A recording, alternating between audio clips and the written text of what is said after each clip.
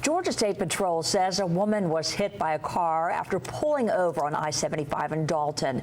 Troopers say she was getting back into her car but stepped into a lane and was hit.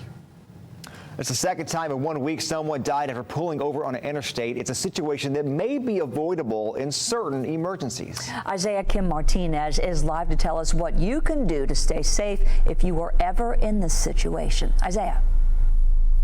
Well, Josh, Kim, officers say it's often as simple as staying put and waiting for emergency services to arrive, but they say if you insist on handling the situation yourself, don't use the driver's seat door to get out. Instead, crawl over the console like I'm doing right now. As inconvenient as it can be, it takes a little more time, and instead using the passenger door to get out and stay safe from traffic.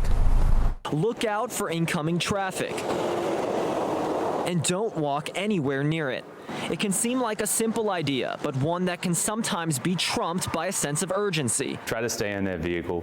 Try to get it as far off the road as you can. Both Holly Edis in Chattanooga last week and now Samantha Weeks in Dalton, Georgia, were killed in separate but very similar accidents. Investigators say both Edis and Weeks were hit by cars on the shoulders of I-75 while pulled over and walking outside their vehicles.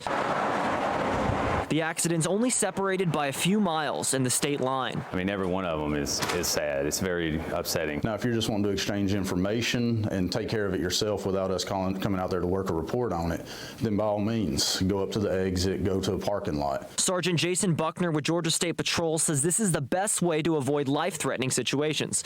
And Dalton PD Officer David Saylor says it's just as important for drivers to stay alert, especially around accidents. Put the phone down. Don't try to record it. Don't try to get that picture as you're traveling up the road. And Officer David Saylor's telling me that oftentimes it's important for drivers not to catch themselves staring or looking for too long at an accident, because he says oftentimes our cars go and gravitate toward where our eyes are looking. Live tonight in Chattanooga, Isaiah Kim Martinez, News Channel 9.